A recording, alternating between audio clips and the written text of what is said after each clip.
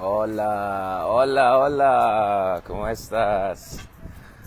Yan na mga kameta. Buenos dias from Espanya. Yan, Madre Espanya. Nandito po tayo. Kamusta kayo dyan? Medyo nakapagpahinga tayo ng konti kahit pa paano. Kanina, 2 a.m. pa lang dito. May interview na tayo with Karen Davila dito sa pagbisita ni President Marcos Jr. First state visit niya. Well, sa Indonesia and soon of course papunta sa Espanya. Sa Singapore, Espanya. Singapore itong presidente natin dyan. Mukhang nawala yata ako dito. Basta kayo dyan.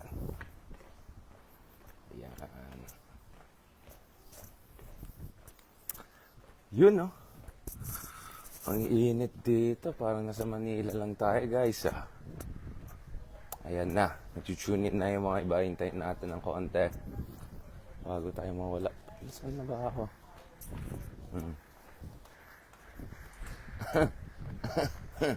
Ayan na naman yung mga natin dyan, Wait lang, once again. Ayun. Vlogger mode na tayo. Vlogger boy. Mali ang pinuntahan natin dito, Ano to? Andrew E. Version ni Andrew yan. Kaya kamusta kayo dyan, mga amigos. Dito po tayo sa Espanya. Off the coast of Catalonia. Yun, shout out naman sa amin ni Jana Panarigan. Shout out dyan sa cousin natin si Patricia Denise joining us from Australia. Yan, kamusta kayo dyan? Now, umalis na tayo sa Baltic. From north of Europe, nasa south of Europe naman tayo. Parang completely different world. Ang init-init dito. And party mode yung mga tao dito. Beach party mode. Boracay mode. Ay nako, ang kulit natin. Wait lang babalikan ko pa yung topic natin. Ano ba yung topic natin? Ayan, si President Marcos. Ayan, nandyan na sa Indonesia. Of course, ito ay state visit, guys. Hindi siya working visit lang. So may invitasyon yan, may, ayan, 18 gun salute pa yan. There's a whole process to that. And of course, complete yung delegation, na meron sila dyan sa Marcos administration. Yun, no? Wait lang, ba't parang na-conscious ako bigla? Hindi, wala yata nagpa-vlogger dito, Ayan. Tambien. Wala, nagsisiyasta yata yung mga tao dito, Tamad ang mga tao dito. Balik na lang tayo. Ayan, kamusta na kayo dyan, guys? Ayan, umalis na tayo sa Tallinn. Siyempre, medyo seryosong Uy, wag kayo mag-Real Madrid dito. Ano dito? Catalonian region dito. Barcelona lahat dito. Ayan. Barcelona. Ayan. So, ang init dito parang Manila lang. Promise. Parang Manila lang tayo. Ayan talaga tayo. So yun, pag-usapan natin itong pagbisita ni Pangulong Marcos sa Indonesia. Obviously, ang Indonesia po ay pinakamalaking ekonomiya dyan sa Southeast Asia. It's a $1 trillion GDP economy. Ang Indonesia din po ay may growing capability in terms of developing mga warships. Ang Indonesia din po ay potentially a big facilitator in terms of peace process around the world, from Palestine to Afghanistan. In the past, Cambodia at saka Cambodia and Thailand na may dispute sila. So, potentially pwede rin tumulong sa atin ang Indonesia pagdating siguro sa long-term peace process and stabilization dyan sa Mindanao. So, these are the things that we have to keep in mind. Ayan, sorry, medyo nawawala yata ako. Saan pa ulit yan? Parang kamukha lahat dito. Ayan. Yeah, kanina medyo nag-rest tayo ng konti. Ang haba ng biyahe ko ang hirap ng biyahe ko hola, buenos dias. Haba ng biyahe natin from north of Europe sa south of Europe. Duman pa tayo sa Frankfurt sa Alemania. Ayan, medyo talagang super different vibes dito guys. Ang layo dun sa north. I mean, maganda rin yung weather dun, pero medyo malamig-lamig dun dito. Ang init. Tapos humid talaga. So, ayan, dagsaan yung mga puti galing sa north dito. Sa mga katulad natin Latino. Ayan na naman tayo.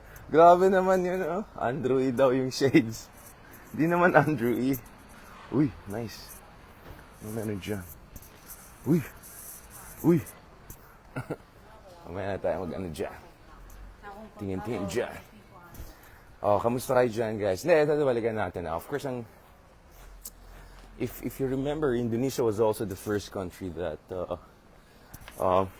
President Duterte had a visit to. Although that was more of a working visit, in the case of President Duterte, nonetheless, it was upgraded to a somehow full visit, given the kind of reception he got from President Jokowi. So may pagka-deja vu ito, na President Marcos also having his first major visit in Indonesia. Of course, ang context in 2016 was, ito na, seryoso na tayo. Ang context in 2016 was yung hidwaan ng Amerika tsaka President Duterte dun sa Asian and drug war.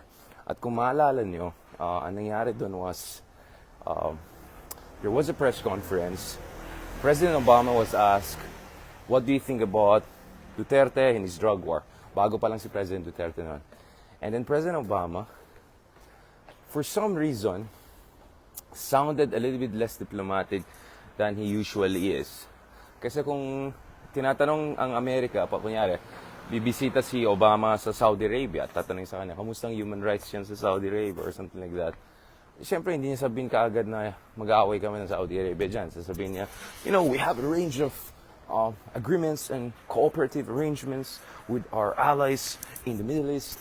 And one of the things we always discuss is human rights and improvement of political rights situation, those kind of, may pagkaganon siya. Pero yung pagdating kay Pangulong Duterte, nung parang tinanong siya, he was a little bit less diplomatic and more upfront dun sa kritisismo niya, dun sa drug war of President Duterte. And then of course, we know what happened next. Tinanong naman ng isang journalist from NPR. Alam ko na yan kasi I've dealt with all of these people myself. About President Obama's quite explicit criticism of Duterte's drug war. So what happened there was, nag-snap si President Duterte at nagmura siya, diba? I mean, come on, let's not deny it. Nagmura talaga uy, ganda dito. Parang, Santorini. Atum ako dito, mga kamukha ko lahat mga dito. Except yung mga Briton na mukhang crab na yung skin nila. Pag nagtan sila, hindi maganda. Ito. Ayan. Ayan. Nawala na yata ako. Saan na ba tayo? Sa kakadaldal. Okay. Anyways, hanapin ko na yung mamayang bahay natin dyan. Now, what we were saying... No, so what happened there was... Siyempre, nag-snap si Pangulong Duterte, nagmura siya. So that really created a very tricky, tense situation. Now, the other thing is, of course, alam natin si Pangulong Duterte, in his case, he was fresh into office while Obama was on the way out. So maybe President Duterte felt, well, I mean, palis naman yung si Obama na yan. Forget about it, right? Now, eventually, they were supposed to meet dun sa ASEAN East Asia Summit meetings dun sa Vientiane sa Laos. And then, pinapaupo si Duterte katabi si Obama noong 2016. Now, what happened there was, of course, these are all the backstories na alam natin because of our contacts. What happened was that, dahil alam ni Jokowi na baka hindi matuwa si Duterte, ang ginawa niya, parang, from what we understand is that he tried to just ask na lang na tatabi na lang si Duterte sa kanya, right? Para to avoid any potential misunderstanding. If I'm not mistaken, Prime Minister Medvedev of Russia was the other one sitting next to President Duterte. But the original arrangement was he was supposed to sit next to Obama and I think Ban Ki-moon, then United Nations Secretary General, no? So anyway, that was the awkward context within which President Duterte makes a visit to Indonesia, the meeting goes well. But I'm not very sure, to be honest, if we had huge gains, long-term strategic gains, or if we were able to really exploit yung bilateral relationship natin with Indonesia to its utmost. We have an $8 to $9 billion trade with Indonesia, but much of it is actually, it's a very one-way relationship. It's more like Indonesia just exporting to us. Like, I think like 80% of the trade is in favor of Indonesia rather than us. So there's so much that we can do, because guys, consider it. Indonesia is 270 million people. Indonesia has $1 trillion economy. At the same time, Indonesia also can offer us options aside from Grab. No offense to Grab, but you know, I like those days when we had options aside from Grab, my Uber. So as you know, in Indonesia, my Gojek, and Gojek is one of the unicorns out there in Southeast Asia. It's a big company, very efficient company. Maybe Gojek can enter the Philippine economy. Maybe Indonesian infrastructure investors could be involved in sa mga proyekto ng Pilipinas, including mga massive airport projects natin. At the same time, there are a lot that we can also explore in terms of exports to Indonesia, no?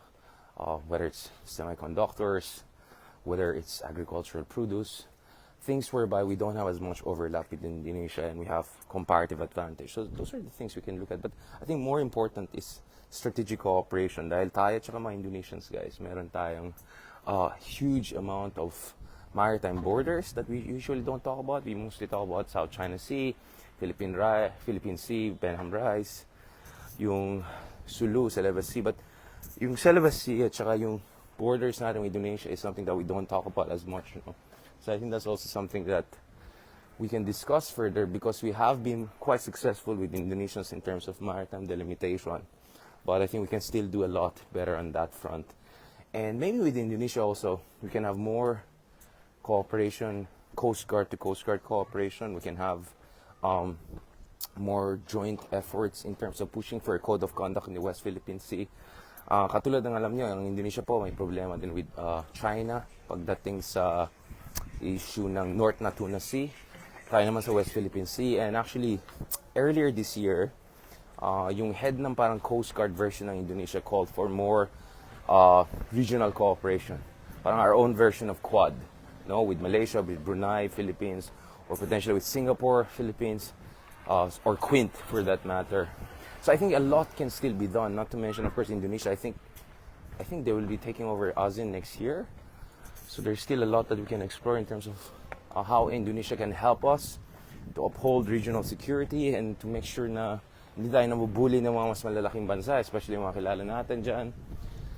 Now, Indonesia is, of course, also hosting G20 Summit this year, and there are going to be special guests there who are not part of G20 Summit. Kasama din dyan, potentially, si President Zelensky ng Ukraine. Putin and Xi Jinping have kind of confirmed that they're coming, at least according to one of the top spokesmen in the Indonesian government. Now, maybe President MARCOS or Secretary Manalo could also be invited there as potentially among the guests there, special guests there.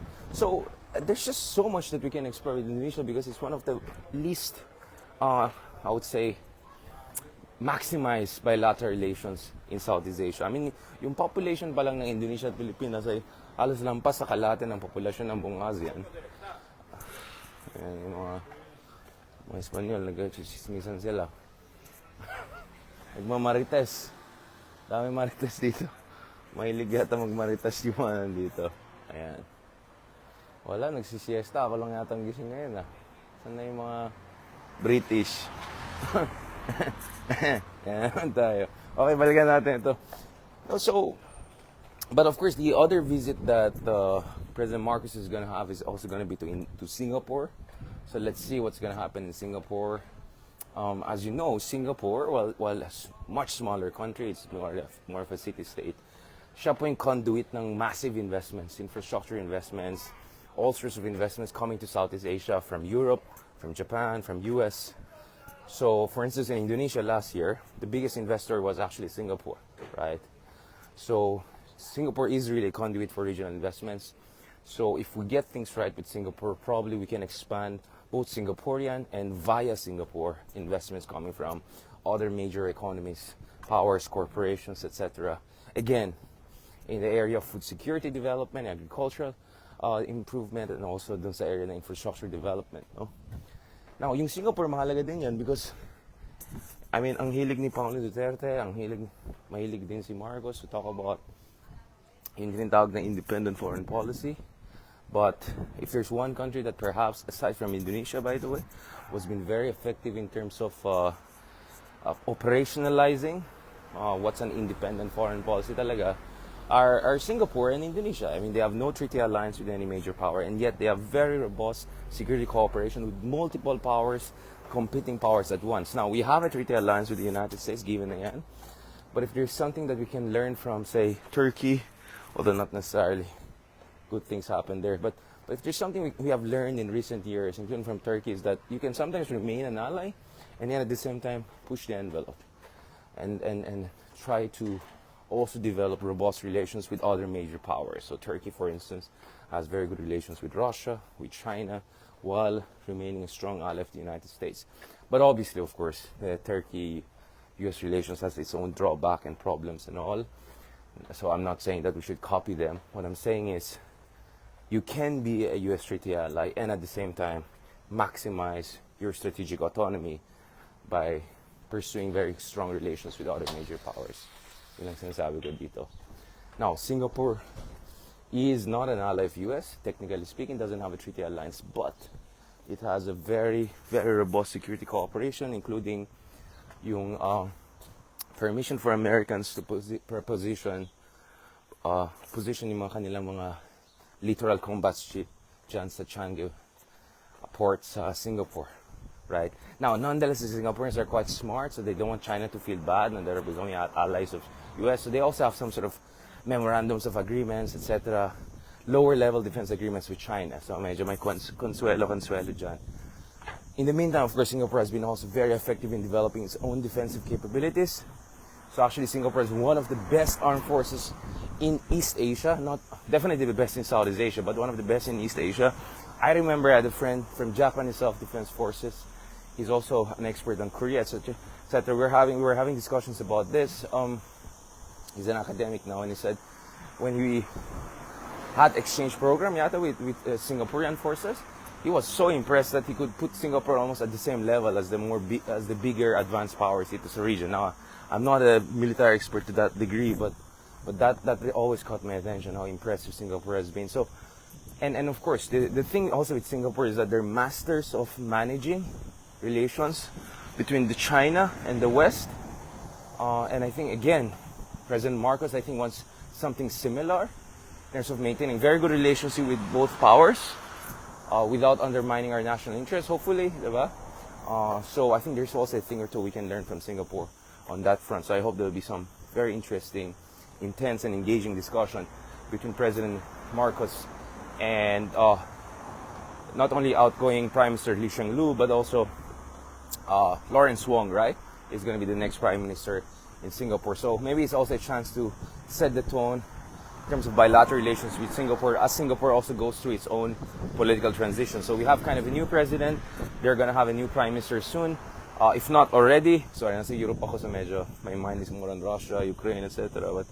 But so that's the context we're thinking about. But let me end on this point. I think we can have more conversation later. Hinahanap na ako. Di ba ako nag-launch eh. Siyempre, kailangan natin mahirap na. Sa ano tayo dyan? Yeah. The thing though is, President Marcos will also go to New York soon, no? Within this month. So let's see if the meeting with President Joseph Biden ay tutuloy ito. At kung that will pave the way for a potential visit to the White House next year. I mean, again, Indonesia is very important, Singapore is very important, but honestly, what we're really watching out for the most is what will be the choice of President Marcos pagdating sa first major power capital visit niya, no? Whether he's going to go to Tokyo, whether he's going to go to Beijing, like in the case of President Duterte, who chose Tokyo just a few days later, or is he going to go to the United States and White House, which will be the first visit by a Filipino president, head of state, in almost 10 years, right? I think 2011, 2012, yeah, that was the last time we had a Philippine president in the White House state visit, na hindi lang yung pagbisita lang sa Amerika. So those are the things that we're looking at. And, you know, we also have to see what kind of speech Marcos Jr. is gonna present dyan sa United Nations. Is he gonna talk about his own family's legacy? Is he gonna try to refurbish his family's image? Is Marcos Jr. try to present the Philippines as a kind of a new rising power, a middle power, a contributor to regional peace and security? So magbibigay ng speech yan si Marcos sa UN General Assembly, if I'm not mistaken, and not many people do that. So let's see what's going to happen on that front. So anyways, there's so much to watch out for and to analyze, but I'll keep it at here. Thank you so much, guys. I know medyo sabog tayo. Nahanap ko na. May ikot-ikot lang ako. Actually, by the way, interestingly, guys, maybe like next time sabay kayo sa akin. Meron dito, there's a place here whereby yung mga Pilipino na who fought with Spain, right, in behalf of Spain before, Madre España, and defended Spain against, I don't know, whether it's fascists, whether it's foreign invaders, etc. They're actually buried here. There's a cemetery for them honoring also yung mga Filipino na contribute. So it's really a special place, and there's a special recognition of the role of Filipinos when we were part of Spain, or we were seen as one of them, right, in some way. So that's interesting. Next time na lang bibisita ako dyan. So yan, thank you so much, guys. I hope hindi masyadong sabog yung discussion natin. Siesta time natin dito. But I know kasi gabi na dyan eh. So I said I have to do this before matulog na kayo. At least I get the message out. So let me say thank you so much, guys, dun sa mga nag-join sa atin. Yeah, let me say thank you as always. Muchas gracias, señora Jocelyn Lumberio. Muchas gracias also to Vicky Chan. As always, thank you so much for your support. To Sally Joven, to Letty Pennington, thank you so much. Ayan, pangkape. Walang init dito, ayoko magkape. Maganda na ako, lemonade. Thank you kay Riz Annie, JC Sorenses. Thank you so much kay Leonor San Pedro, Jeanette Gallo. Thank you so much kay Katrina Paladin Frias, as always. Thank you so much. I really appreciate guys you listening to us. And alam ko medyo wait lang, anong tuloy yung bibiling ko? Yan kasi marites tayo na marites. Di ako nagdala ng pambili ng yung mga kailangan natin dito. Wala tayong funds eh. Tuloy nagpa-pimples na tayo, wala tayong pangtanggal dyan. Alright, thank you dyan. Kamusta kayo dyan, guys? Alright, ayan, si Crescencia joining us from Nagoya. Gracias, señora. I really appreciate that. Ayan, at least kahit pa paano may mga sumasali sa atin. And cousin natin, cousin reveal. Ayan sa taas, wala dito si cousin natin, Denise. Mamaya, mag-special edition. Yan. Yan. Thank you so much. Shout out dyan kay Jana Panarigan. Yan. Sally Joven ay nagtatanong dun sa PM Talk sa yung Prime Minister conversation sa Tallinn. Well, may chat mouse rule, so I cannot directly quote her, but see, I have an article tomorrow coming out on Philippine Daily Inquirer about yung visit natin sa Baltic, at saka yung mga lessons that we can learn from them in terms of standing up to bullies. So please abangan yan. Ipopost natin yan. Don't worry about it. Buenos dias. Wala. Parang Picasso yan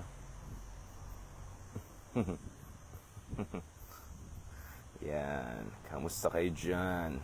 Sana all. Sana all. Sana all. Mainit dito, grabe. Sobrang init. Good evening pala sa inyo. Good evening na. Buenas noches na pala. Yun nga, kaya nga sabi ko ako, habulin ko na tong meta ko after konting pahinga. Kasi alam ko matutulog na kayo, mahaba yung araw niya eh. Sige guys, ayan, thank you so much for, ayan. Ano yung Ilocano, Catalan na Basta, dito rin guys, katulad sa Estonia. Walang traffic, walang trolls. So, medyo relax tayo na konti. Alright guys, I'll catch up with you soon. Hasta mañana. We'll properly sit down and have a conversation, no?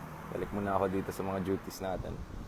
Hindi ko tuloy nabili yung mga kailangan natin. Alright, thank you also dun sa mga nagbigay ng star, nagbigay ng support, sa mga comments, suggestions nyo. Paki-watch din please yung ating interview with Karen Davila. Kanina umaga, try ko i-post yung link niyan. And also later on, may interview din tayo with TV5, sila Luchi Valdez. So to break this down. Speaking of which, yep, I need to get back. Alright, thank you so much guys. Happy Monday. Monday na ba ngayon? Sunday. Ay, Monday na nga. Wala na. Disorient ako sa kakano. Sa ang daming connecting floor. Na-stress ako. Sige, pahinga ulit tayo dyan. Thank you so much guys. I really appreciate it. Have a good day. Adios.